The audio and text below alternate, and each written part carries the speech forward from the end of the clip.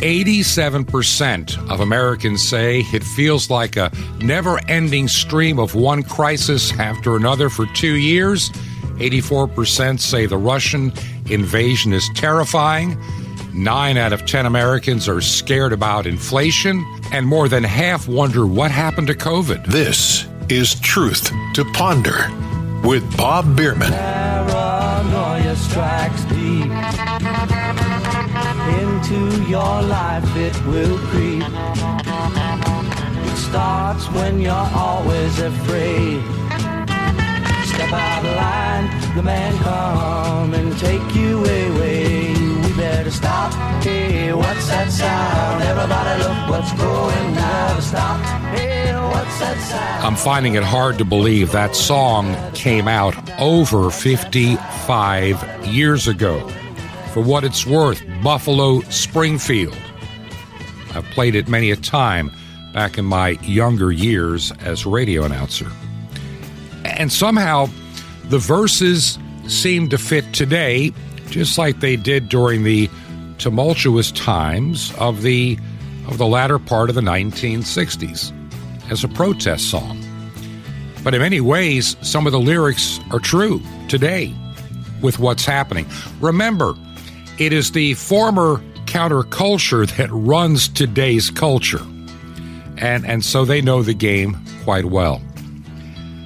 Welcome to Truth to Ponder, the Monday edition. I'm your host, Bob Bierman. Today, it's one of the first times that I've been able to come before this microphone a little bit more relaxed. And I'm going to just share a couple of personal things here at the beginning of the program, and then I've got a lot I want to share that I think you need to hear that may open your eyes and open your mind a little bit to see what's really going on in the news today. Now, for, 4 months now or longer, normally on a Monday, I'd be getting up early and throwing stuff into my car and heading off to Okeechobee for several days, anywhere from 3 to 4 days. And sometimes trying to record the program on the road, it was not a really easy time. But for the next week or two, I'm taking time away from that project because we've kind of hit a stopping point while waiting on some important supplies.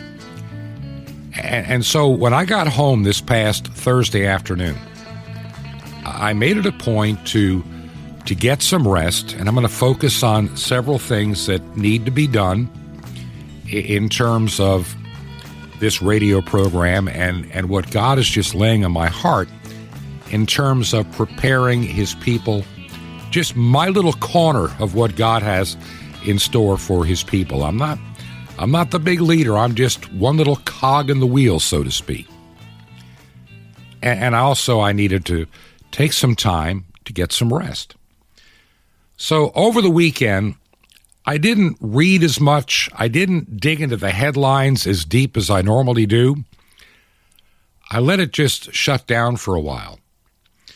And to understand that concept, be still and know that I am God. And allow him to, refresh me, recharge me, and refocus my efforts. Matter of fact, spent a time over the weekend, I'm not going to go into a whole lot of detail, talking with a fellow person in ministry, some of the frustrations that he is dealing with, and what God is laying on his heart. And it was nice for a little while to put the world aside and deal with things that I think are even more important.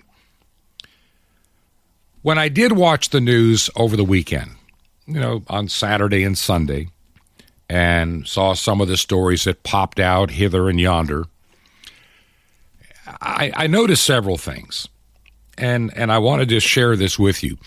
One of the things we try to do in this program is to get to the story behind the story.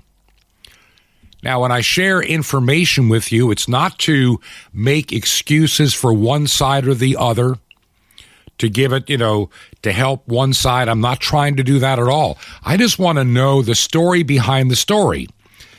Because oftentimes, especially in the fog of war, facts and information can be readily tainted by both sides. And before you think, well, we would never do that here in the United States and NATO would never do that, I would beg to differ based on stories that come out years later when you find out they did lie.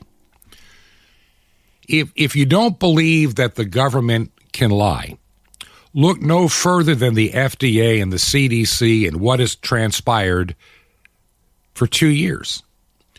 For 2 years. You realize this is, I think, this is the second anniversary of 15 days to flatten the curve coming up.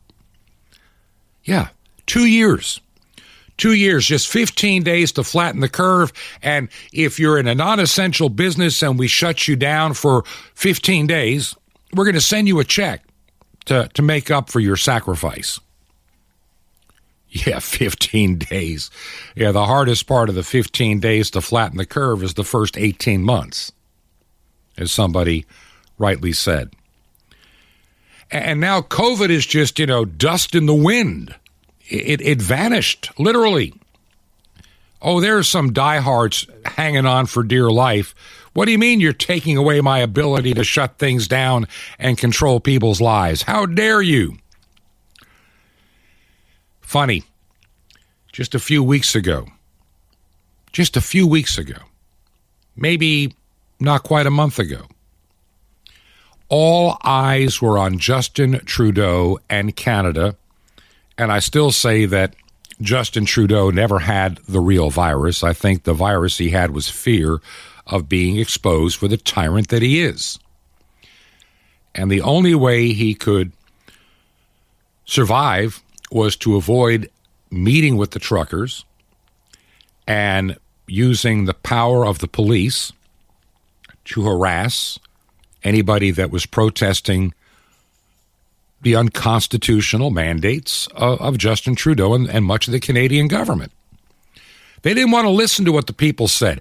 See, a real leader, which Justin Trudeau is not, by the way, he's not a leader.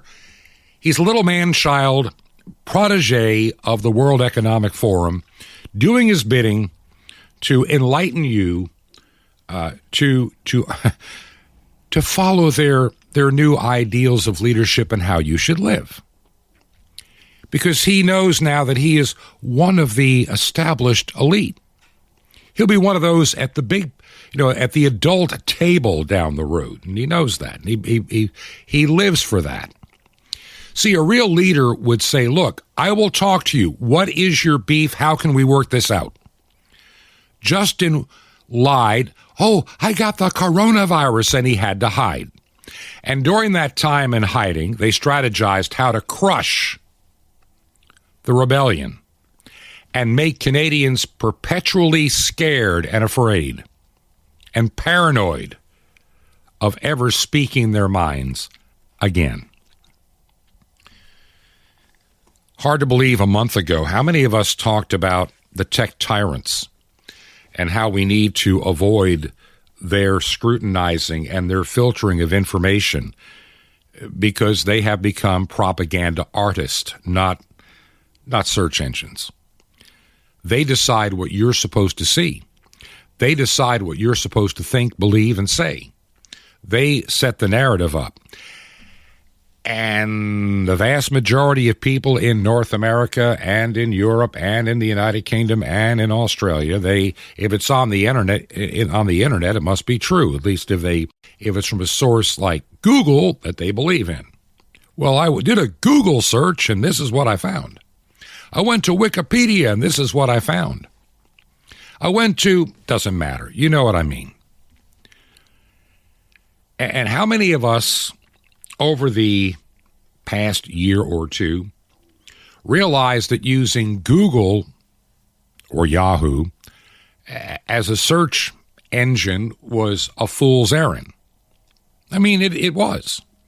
Because you knew that they decided what to rank high, and that's where people go.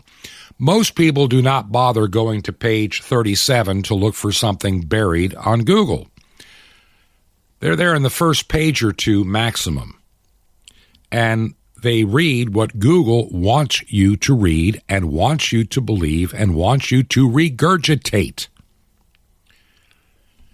We know Facebook fact checkers are nothing more than people whose opinions are valued by, well, Mark Zuckerberg. Even if they're not true, they're the favored opinions. That came out in a court hearing. They're not really facts, they're just opinions. A lot of things we're learning about these tech tyrants, but you don't see it much on Facebook. You don't see it much in the media. A month ago, we were talking about vaccines and mandates in Canada and how maybe the restrictions might be eased in part of the United States and parts of the world. And there was still this division. Some that wanted to stay draconian in their lockdown. You know, the zero COVID approach, which will never work. Yeah, New Zealand just had a reality check. After all their containment efforts and everything else, they have cases rising. Oh, well, what are you going to do? Friends, it has been an endemic for a while and heading there rapidly, meaning it's going to be a seasonal issue. But will it be as deadly as it was in the early initial stages? Good question. For that, I'm just going to give you a little bit of information that I gleaned over my 2 years of research and my time in emergency management, things that I stumbled across in putting together press releases. How many of you were aware? I mean, I know some of you might now. How many of you were aware that there was a SARS-CoV outbreak in 2003 and 2004? There was actually a story in Time magazine. SARS, could it be deadly? SARS-CoV, could it be a deadly virus from, the animal kingdom? And what little we know, or what little really hit the news, and for a long time I could find this material at the CDC website back in 2020, it was still there. What they had learned, how to treat it, it was the early first version of SARS-CoV, which I call SARS-CoV-1, was actually deadlier than the one that came around in late 2019 and 2020. The difference was one was more contagious. That's the SARS-CoV-2. If you did get SARS-CoV-1, it was a really rough ride back in 2003 and 2004. It is estimated that 30,000 at minimum in the United States died of that virus that had barely escaped. And people were concerned. Then we had H1N1 and everything else that came along thereafter, but just so you understand. And then this virus reemerged in 2019, about 13, 14, 16 years later. Where had it been during that time? Well, it had been played with, trust me, over the years, as we are learning.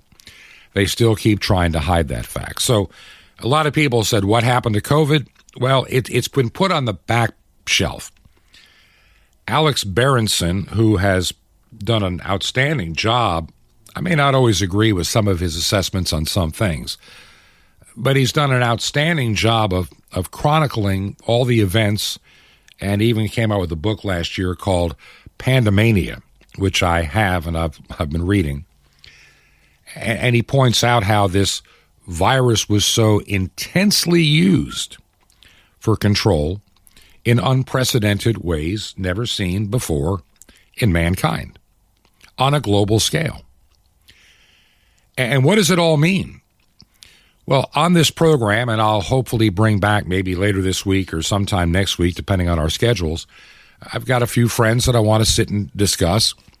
What was the entire purpose of this exercise, this exercise in the pandemic? What did we learn? What did we gain? What was the purpose? Was it really about saving lives? Have close to 1 million people really died because only COVID got them? They don't want you talking about that right now. So the narrative's changed. The narrative has changed. Right now, most of you listening to this program, not all, but a good number of you, are aware of we have a situation in the Ukraine. The problem is in the United States, the problem is in Canada, the problem is in most of the Western world, we don't know a whole lot about Ukraine. I mean, we've heard the name. I would say that if I was to, go down to the local shopping center here where we live at in Florida and have a map with no names on the country of Europe and say, point out Ukraine, the majority couldn't do it. And if you'd done that about a month ago, I can guarantee you 99% of people graduating high school, where they would think it's a state, maybe a province in Canada for all they know.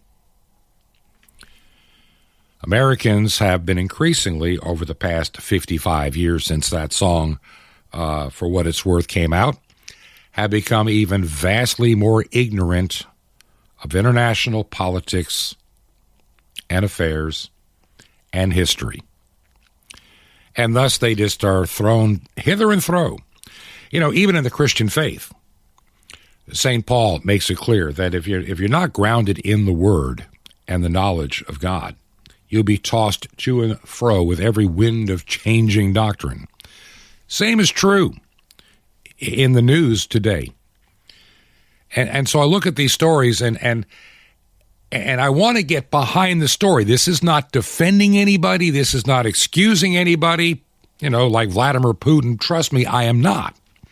I am just trying to understand the depth of all of this. This is something that just didn't happen overnight. This is something that just didn't break out, a month ago when the COVID epidemic began to wane. This has been festering for quite a long time. And I'm going to give you an example of what I mean, how it has been festering for quite a long time. Now, this is a story that I ran across, and I found it rather fascinating, and I'm not going to read the whole thing. I'm just going to share a few highlights, and this may help you a little bit. The article is entitled Ukraine's Sharp Divisions, and it explains how the regions in Ukraine, we have this mindset. I don't care if you're watching CNN or Fox News or MSNBC or Newsmax, doesn't matter. There's a mindset that people look at the Ukrainian people. And it's not necessarily so. This article was explaining that there are deep divisions in the Ukrainian society between the European-facing West and the Russian-facing eastern part of the nation. And I'm looking at some maps that kind of explain it. And also what happened years ago in Crimea, which was a part of Ukraine. Now, this article is not new. This article came out in the BBC back in 2014, about 8 years ago. Matter of fact, 8 years ago next month. And this article is talking about, after imposing economic sanctions on Russia over its annexation of the Ukrainian region of Crimea back in March of 2014, the United States and the European Union are, loggerheads again with Moscow despite diplomatic efforts in Geneva. The crisis has exposed the deep divisions within Ukrainian society. In other words, it's not a unified country at all. And when you look at the map and how they vote and where their allegiance, the languages they speak, the differences in industries, it is really very distinctly they're different nations. That's not anything new. It's been that way for a long time. If you go to the eastern part of Ukraine, and you even go back to 2012, 2014, 2010, anywhere you want to go, there's an extremely pro-Russian sentiment in the eastern part of the country that nobody wants to talk about. But the problem is that eastern part is also the heartland of Ukraine's industrial region. and it's vital to the economy. But the population is so divided with its loyalties. Now, Crimea, which was a smaller part in the southern, southeastern portion of the nation, it was bloody, and there have been protesters. That's back in 2014. And unlike in Crimea, the Ukrainian government had responded very quickly in the east before. So what we're seeing is this has been a very divided nation, and the interconnections between that nation and prior to the Soviet Union, Russia, we're talking hundreds of years. They go back hundreds of years. Not just World War II, we're talking a long time. And Russia annexed Crimea, but you didn't see the outrage on CNN. There was no outrage on Fox News. There was no outrage from the Obama White House. There was no outrage at all from the people making the most noise today when a chunk of Ukraine went to Russia. And you have to understand that a lot of things have transpired over the past 40-plus years, 30-plus years. 2010, a lease was made with Russia to supply discounted natural gas to Ukraine. Yeah, here's something a lot of people don't understand. And I'm looking at a story. This is from 2014, so it's not colored at all by today's events. This is just talking about the frictions that elevated back in 2014 and 2013. You had a pro-Moscow president at the time who abandoned a European Union deal in favor of stronger ties with Russia. Now, here's what a lot of people do not like to talk about. But the stories are there if you look for them. But they're not popular to look at today. And once again, this is not an excuse piece for anybody. The Russians invading Ukraine, I think, is a despicable and inhumane act that needs to be addressed, period. I'm not excusing anybody. I'm just trying to understand how we get to this point where people that should know better are pointing weapons at each other. How do you get to that point in what's called a MAD, a mutually assured destruction society? How do you get there? Well, like I say, there are frictions. You had a duly elected president in Ukraine back in 2013. I mean, he was elected, just like Zelensky was elected. But there was a coup in that country. And a lot of the evidence is finger pointing back to the United States and others being involved with this, shall we say, upheaval, which forced the president of Ukraine in February of 2014 to leave the country's capital, Kiev, or as they call it today, Kyiv. Have you noticed that? For 10 years they've been saying Kiev. Now suddenly it's Kyiv. Whatever. And during that time of, instability, the Kremlin-backed forces seized control of Crimea, and in subsequent referendum, the region, 97% of those in Crimea were happy to be with Russia because they're Russians by descent anyway, by where they come from. So I'm looking at this map, and you realize, about half the country is definitely of Russian origin. They speak Russian. That's their primary language. Their family ties are back in Russia. And you look at the ethnicity in like Crimea, for example, only about 20-some-odd% of the people in Crimea identify as Ukrainian. Only about 25% or less. And only about, you look at the language, same way. I mean, only about 25% spoke Ukrainian. So you look at all the ties. And you realize that a lot of this has to do with oil, natural gas. You wonder why Europe is playing, they're talking a good game but not really acting too much, because a lot of the pipelines in parts of Europe go through Ukraine, and they don't want to cut off the gas supply.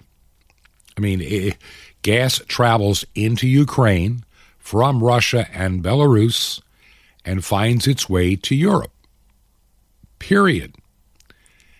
And that's the big elephant in the room.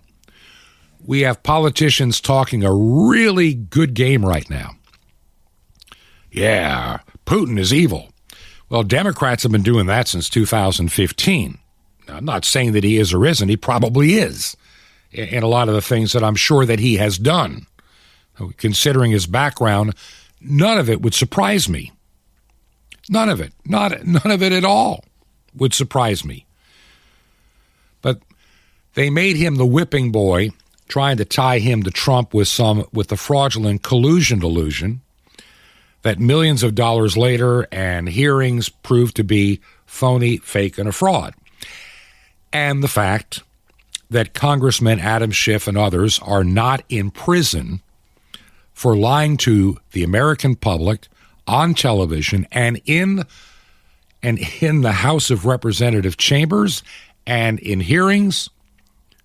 The fact that reprobate, filthy little liar, he doesn't care about you. He only cares about his power. Adam Schiff, the reprobate representative, a Clintonite, I might add, from California, spent 2 years knowingly and willingly lying to the American people, claiming evidence that never existed, all of it now proven to be fraudulent. So, if you think Vladimir Putin is going to be listening to Joe Biden, you got another thing coming. Why would he? He spent all these years being the whipping boy as they tried to take down Trump, which was fine with him because Trump was the last guy he wanted president anyway.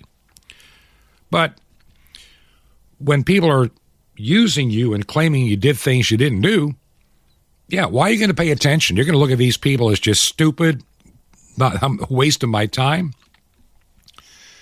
And now you got Biden in the White House, and you have no leadership. You see Russia deciding, I don't want NATO. I don't want Ukraine being a part of NATO. I want a neutral, Ukraine. And the United States government, especially this one and the one under Obama, was pushing hard and heavy to get Ukraine into NATO. And it's been a sore topic. Now, how it exploded to this, I'm trying to really resolve. But it has. How is it going to resolve? I can't tell you.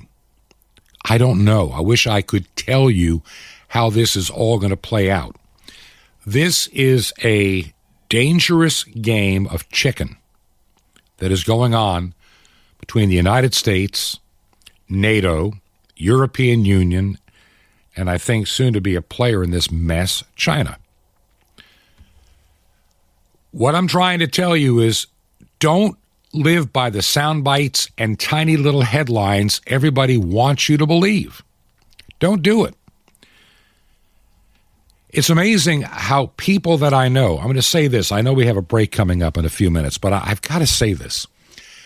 I have people that I know that for the past 2 years talk about the lying media and how they cannot be trusted and how what comes out of, since last year, this administration cannot be trusted. It's all lies, all lies. And to that I would agree that Jen Psaki is probably the most proficient liar that ever stood behind a podium at the White House in all of United States history.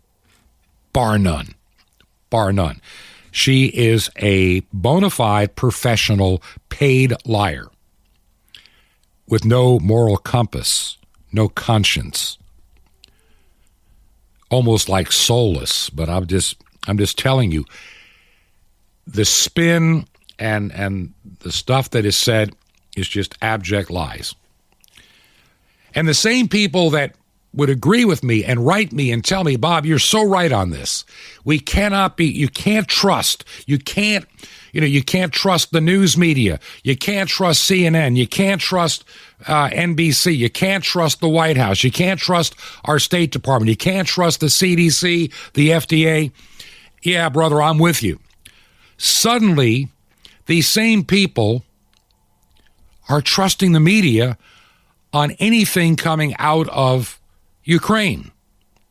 Now, I know there's a lot of bad things coming out of there, but they have simplified the narrative so much that it's hooray for our side. It's the Ukrainians and us. And nobody knows how divided of a nation it is. The power of propaganda, the power of the media, the power of dropping the ability of facing the world with open eyes, on our knees in prayer, stirred in with a little bit of common sense. Like I say, what Putin is doing in Ukraine is despicable, and he needs to be held accountable. But I want to understand fully how we got here, because I don't think that the United States and I don't think the EU and I don't think NATO has been an honest broker of truth either. I really don't. I mean, what has NATO done since its founding in the 1940s, when the Soviet Union got their first atomic weapon? Not a whole lot, except spend lots of American taxpayer money, for 67, 70 years at least. I understand now why Eisenhower said, beware the military-industrial complex. Now, I got some other stuff regarding Ukraine. I may save this for tomorrow, some of that. I have some other things that are just even more important that I want to share with you. But I just want you just don't believe everything is gospel coming out of Fox or Newsmax or CNN, especially when they're all of a sudden agreeing. That makes me a little nervous. It really does. When what the White House says and Fox says starts sounding alike, this White House, a reprobate White House, a dishonest White House, hey, they're happy to have this conflict because it hides all the other disasters that are coming down the pike, and that's what we need to talk about. While your eyes, or shall I say, those that they want to be focused on Ukraine are focused there, well, we'll talk about that in a minute. I really want to share that. It's important. If you believe, by the way, shortwave is a big deal for me, and I know a very large number of you listen on international shortwave. We're working on some equipment, testing it. It's in low power. If you're on the West Coast or know somebody out on the West Coast, and it's like, evening time out there, like after 7 or 8 in the evening, have them see if they can pick up 9455. It'll be a much better signal soon, but we're working on it. Taking a little break for a couple of weeks because we're waiting for a few things, but we decided, hey, let's do some low power testing. So 9455 kilohertz. It is really aimed toward the west, so it's not a great signal in the northeast or the north Midwest, but look in that direction. Other things coming down the pike, some things that I'm working on, I'll be excited to share hopefully soon if I get the time now to get things done. I'm going to enjoy this time of rest. I've needed it. But I'm going to enjoy even more being more relaxed when I come to this microphone so I can share with an easy mind what's going on in this world. And the things I want to share in the next segment, I'm going to get away from Crimea. I'm going to get away from Ukraine. I'm going to even get away from the virus for all practical purposes, except for one tiny story at the beginning to show you where this silliness with mRNA vaccines, which are not vaccines. Do you believe in our work here? Would you consider helping pay for the airtime on shortwave? If you can. And any gift, large or small, it all comes together, and believe me, it helps. It really makes the difference. Make the check payable to Ancient Word Radio, Ancient Word Radio. And you can mail that to Truth to Ponder, 5753 Highway 85 North. That's 5753 Highway 85 North. Number 3248. That's number 3248 in Crestview, Florida, 32536. That's 5753 Highway 85 North. Number 3248 in Crestview, Florida, 32536. That's Crestview, Florida, 32536. This is Truth to Ponder with Bob Bierman. The two hospital doors coming up. Shalom Alechem. This is the nice Jewish boy, Jonathan Kahn, your Jewish connection, bringing you the riches of your Jewish roots in Jesus. Now get your pen out as fast as you can so you don't miss out on receiving a special free gift you're going to get and love in a moment. In Proverbs 16:11, it speaks about the weights of the bag and double standards. Well, in many hospitals, there are two doors. In many hospitals, they have one door, one hallway, one wing, where everything in it is devoted to the caring of unborn babies. The doctors are devoted to making sure the unborn baby is healthy, prenatal care. They take sonograms, do tests, give counsel, medicine, all sorts of money is spent to make sure that that unborn baby is born healthy. In another part of the same hospital is another door, another hallway, another wing. This one's devoted not to the caring of the unborn baby. Here there are no doctors devoted to ensuring the unborn baby is healthy, no medicine to help the child. Here the doctors are devoted not to saving the unborn baby, but to killing it. Beyond this, the baby is not safe beyond this door. The doctors, the rooms, the machines are all devoted to the killing of the baby, abortion. It could be the same baby if the mother changed her mind. It all depends on which door the mother enters. Through one door, the baby is protected. Through the other door, the same baby becomes the object of a killing. How can that be? How can that same baby's life be priceless in one door and worthless in the other? It can't be, except when there are two sets of weights and values, and you have a double standard. And a society that uses a double standard with regard to human life has become corrupt. Uphold God's standards, my friend. Be a person for righteousness and life. No matter what changes in the society, you hold to what is true. Want more? Ask for the weights of the bag. Now, imagine being plugged into a special line letting you know future events, news behind the news, biblical prophecy, updates on Israel, and what you need to know as an end-time believer, and teachings and strength for every day of your week, and the incredible Mystery of the Temple Doors, all free. How do you get this all free? Easy. Just remember Jesus' real Hebrew name, Yeshua, and you dial it. That's it. So just call 1-800-YESHUA-1. You will be blessed. But call now. You want to receive your free gifts. Call 1-800-YESHUA-1. I invite you to join me in reaching the unreached peoples of the world in the most incredible way, from Moscow to Madagascar to Jerusalem. How? Well, through shortwave radio, you can blanket the earth with salvation. It's the farthest way you'll ever get the gospel to the unsaved. It's amazing. How? Just call 1-800-YESHUA-1, YESHUA-1. Now you can write me direct at The Nice Jewish Boy, Box 1111, Lodi, Lodi, New Jersey, 07644. That's The Nice Jewish Boy, Box 1111, Lodi, New Jersey, 07644. Well, till next time, this is Jonathan Kahn saying, Shalom Alechem, peace be to you, my friend and Messiah, Sar Hechayim, the Prince of Life.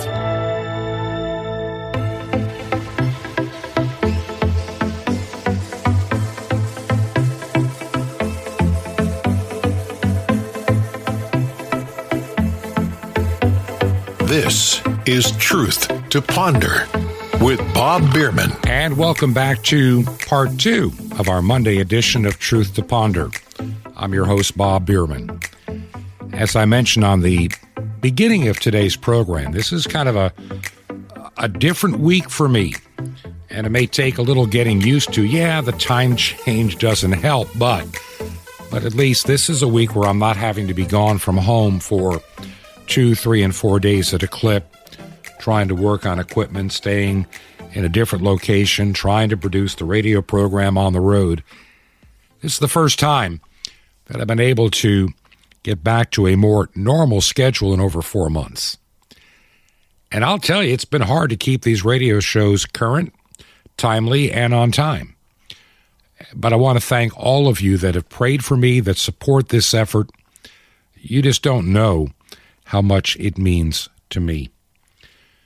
This is a labor of love, because I believe that truth is becoming an increasingly difficult commodity to find, and even among conservatives or even many Christians, sometimes they don't want to hear the truth. Sometimes I don't want to hear the truth because it can hurt. But I want to always be known for doing the best that I can. I'm not really agenda-driven except for the agenda of Jesus Christ and his church and his people and your salvation. Now, I've got several things that I want to share in the short time that we have left in the program today. But one of the things that concerns me as I look around, right now, because we are focused on Ukraine and the United States, it's leading all the news, and everybody is talking about it. I'm not going to talk about it too much. I think I shared what I wanted to say in the first segment. I am deeply concerned and troubled. I think that what Vladimir Putin did is evil and wrong, but I don't think that everybody is as innocent in the Ukraine side or United States side as we may want people to believe. I just want to know the stories behind the stories on how we got to where we are. And from time to time, when something comes out, I'm going to share it with you like we did with the virus. I mean, the CDC got caught in lie after lie. Do you ever wonder why Pfizer wanted to hide all the data for 55 to 75 years? Now, come on. 75 years from now, I'd be 140-something. In other words, they don't want me to ever know what they were doing. They don't want you to know what they were doing. They want it to be such a distant memory that nobody cares what they were doing.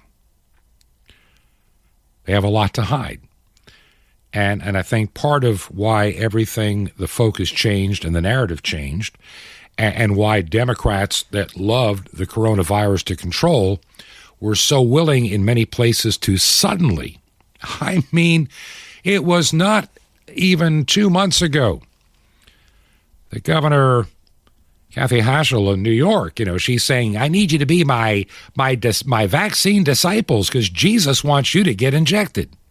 I mean, literally that nonsense. Number one, anybody that claims to be a Christian and is pro-abortion, I don't trust to begin with because they are duplicitous. They're serving two masters. They can't do it. They're trying to serve God and mammon. Can't be done. And so I don't really care what she has to say. I just take it with a grain of salt that is most likely a lie coming out of her mouth. I don't trust anything that she says, even the time of day. Reprobate minds have a difficult time being honest. And she, as many other politicians, are reprobates, period. So why listen to these people? Why even put on CNN for Don Lemon or whatever, or any of those other, clueless clowns? Don't waste your time. They're proven to be liars. Why waste your time? But see, while we're focusing on Ukraine and trying to run, and they're trying to bury the virus, a little story here and there, what you don't realize is the damage and all the things that have already been put into motion. Ever heard of the KTDI?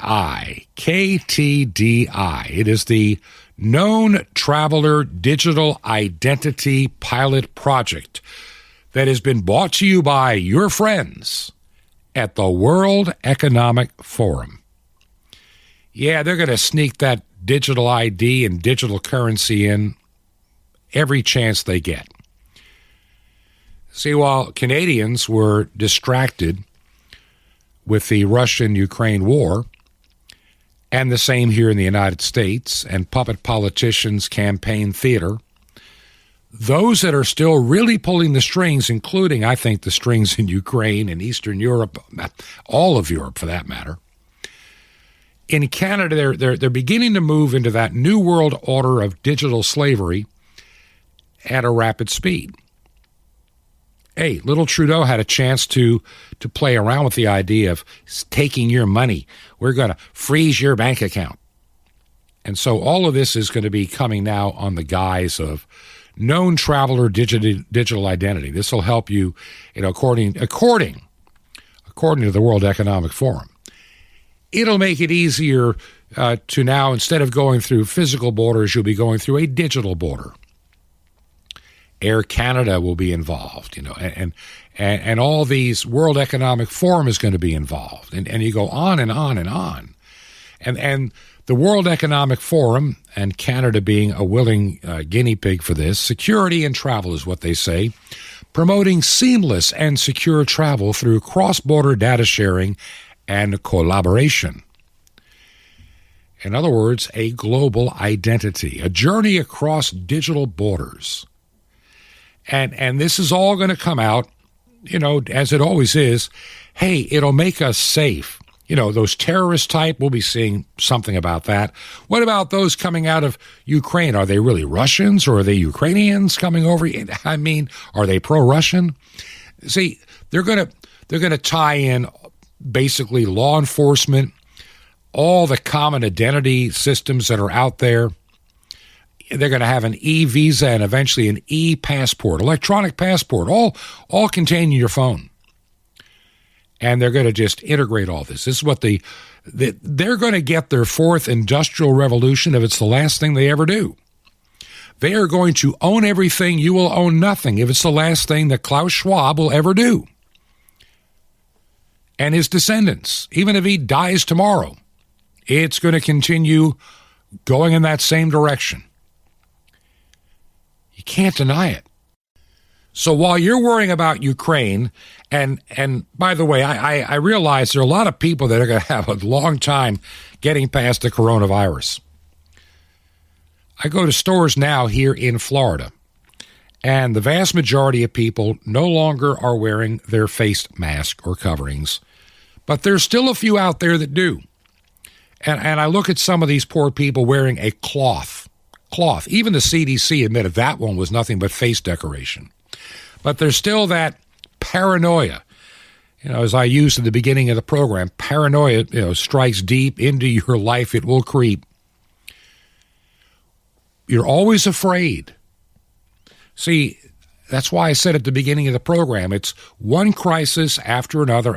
Just when you get a moment to breathe that this one is gone, just as Corona was beginning to fade, because as I told you in December, the narrative was about to collapse because you can't keep up a lie like this forever. And so you need to get ahead of the lie and get out of the way of the Mack truck barreling down the road to bring in the truth. So, instead of us seeing the truth on Corona, we're going to be entertained by Ukraine. I'm not excusing anybody. I'm not apologizing for anybody, particularly Vladimir Putin. I just want to understand, how do we get here? How did we get to the coronavirus? How many years was that played with we didn't know about? So I've got a skeptic's heart in a lot of this, because I've been burned like you have one too many times. And so many of the same people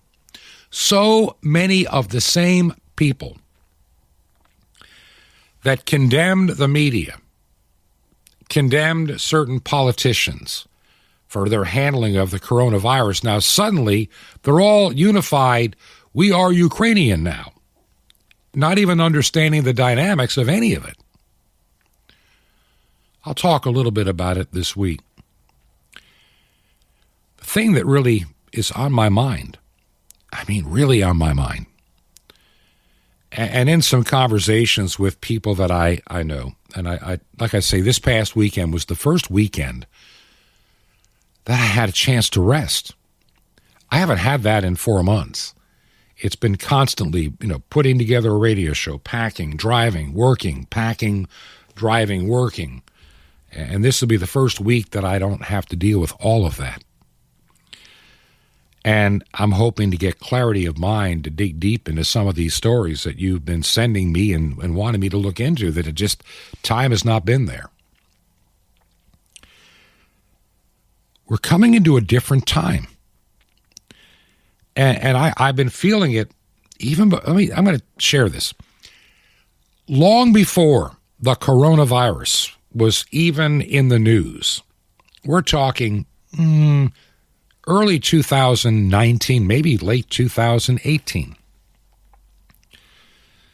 My wife and I have been talking, and I'm kind of a semi-retired individual, minister and radio guy, and she would say, hey, honey, wouldn't it be nice to plant a church here or plant a church there or, start some ministry of some kind? It all sounded good, but I just could not witness that. I just felt, no, there's something that doesn't feel right. I pray about it, and I just don't get the peace to even touch it. It makes sense now.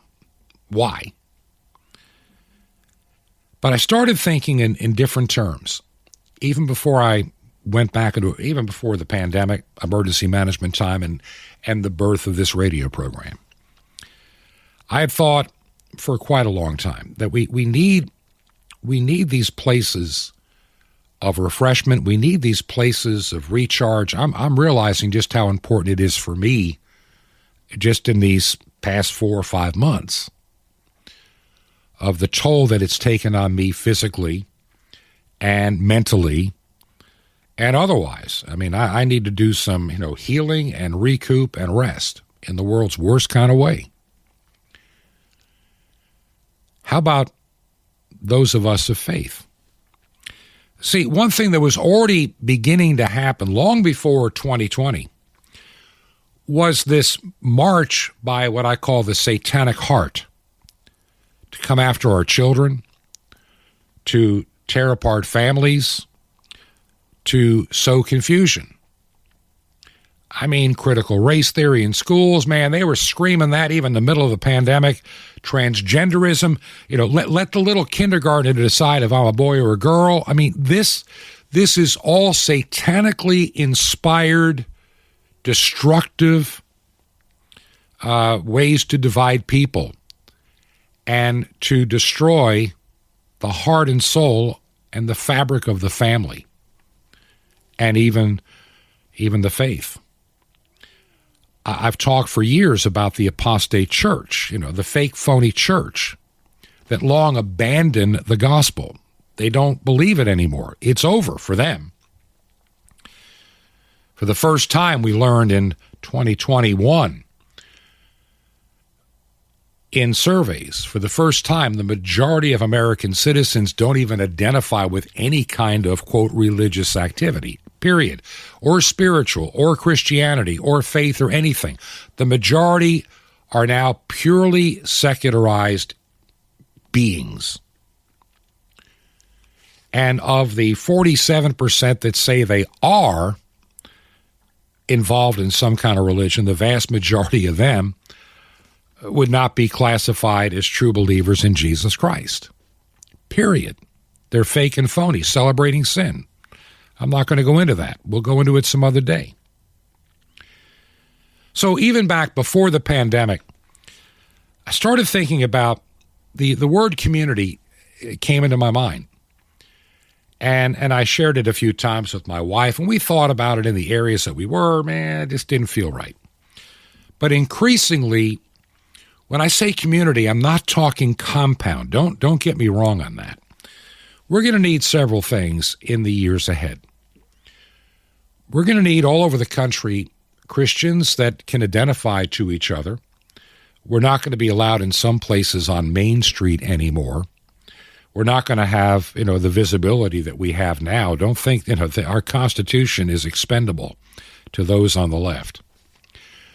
You discovered how fast they could shut down a church in the name of a virus. They can do the same in the name of hate speech, and they will. And in some parts of the world, they already are. So don't think it's not going to happen here.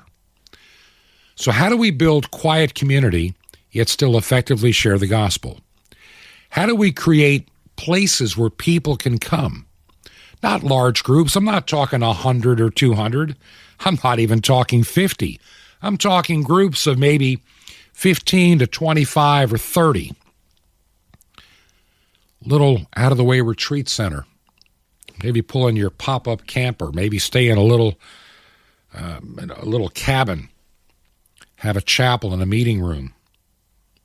Place to be outside and pray and talk and encourage each other. learn how to care for each other. I'll tell you what, God has just laid that on my mind. And I didn't understand how this would all come to be.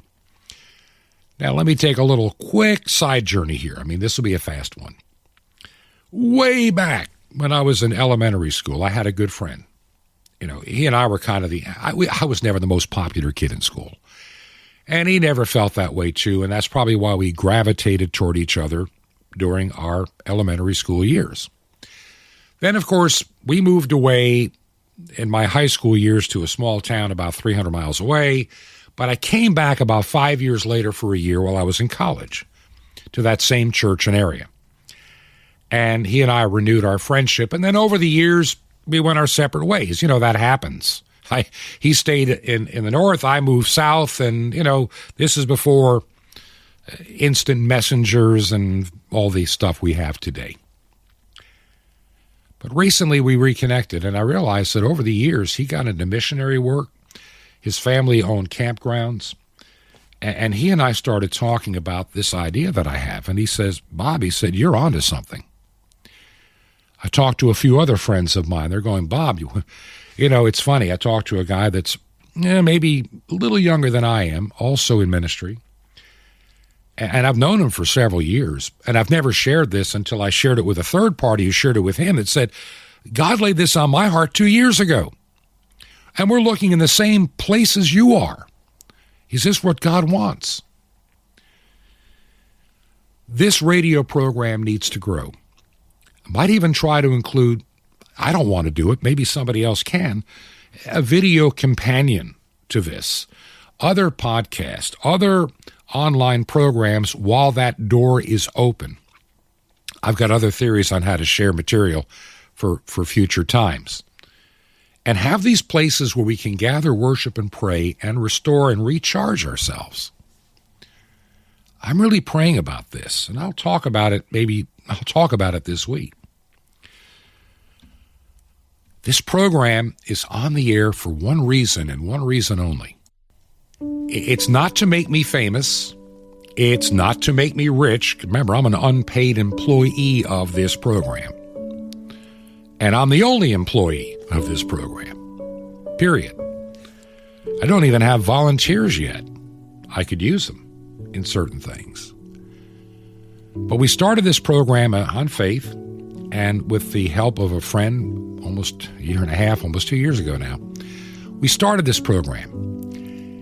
And it's grown and it's changed over time, and I see it coming to another crossroad, a good thing. Not a bad one, a good thing, actually. And I have other like-minded people that are just coming into my path, I mean, half a dozen right now, in just recent weeks, that understand what we're trying to do and the other aspects of ministry that God has laid upon my heart. Now, right now, the big thing is keeping on shortwave. And if you can help us do that, would you consider making a check payable to Ancient Word Radio? Ancient Word Radio. And mail it to Truth to Ponder, 5753 Highway 85 North. That's 5753 Highway 85 North. Number 3248, that's number 3248. In Crestview, Florida. One word, Crestview, state is Florida. And the zip code is 32536. That zip code again is 32536. All that information is available at our website, truth2ponder.com.